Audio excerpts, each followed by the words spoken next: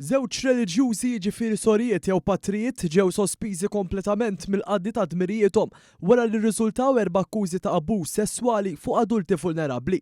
Dan joħroġ proprju mir-rapport annwali għall-2024 ta' Safeguarding Commission fi ħdan l-Arċidjoċesi ta' Malta.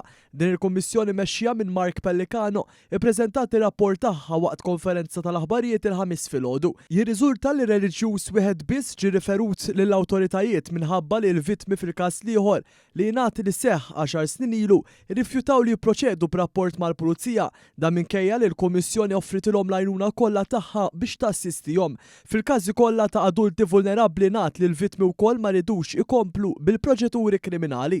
F'każ separat li din il-Kamra tal-Aħbarijiet tinsab informata bih u ma kienx involut fir-rapport tas-sena l-oħra għax seħħ qabel jinvolvi saċerdot b'akkużi ta' abbuż sesswali u li għalihom saħansitra ngħata sentenza mill-qorti fl-aħħar jiem.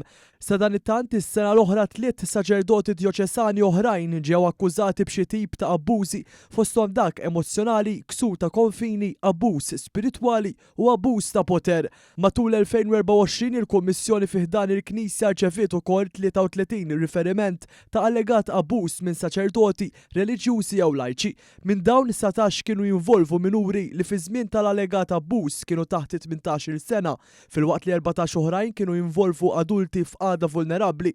5 minn dawn il-każi jinvolvu allegazzjonijiet li jmorru lura b'10 snin jew iżjed. Fil-konferenza tal-aħbarijiet ingħad li l-każi li skont il-Kommissjoni tqis li setgħu jiġu sostanzjati u li kienu jinvolvu minuri kien hemm biss wieħed fejn f'dan kien hemm il-prattika tal-professjoni ħażina. Is-sena li għaddiet il-Kummissjoni kienet attiva wkoll fil-prevenzjoni u t-taħriġ fejn tat madwar 60 sezzjoni ta' taħriġ u seminars li minnhom ibbenefikaw aktar minn 2360 persuna, inkluż dawk li ma jaħdmux fil-Knisja. Il-Kummissjoni wettqet ukoll eżerċizzji ta' verifika u konformità biex tiżgura li kull min jagħti servizz fil-Knisja jissodisfa r-rekwiżiti ta' safeguarding. Dan ir-rapport ma jkoprix id-Djoċesi ta' Għawdex li waqfet il-Kummissjoni tagħha. Jekk xi ħadd huwa vittma jew jaf min huwa vittma jista' jagħmel kuntatt fuq in-numru 22470950 jew permezz ta' email fuq info@safeguarding.mt.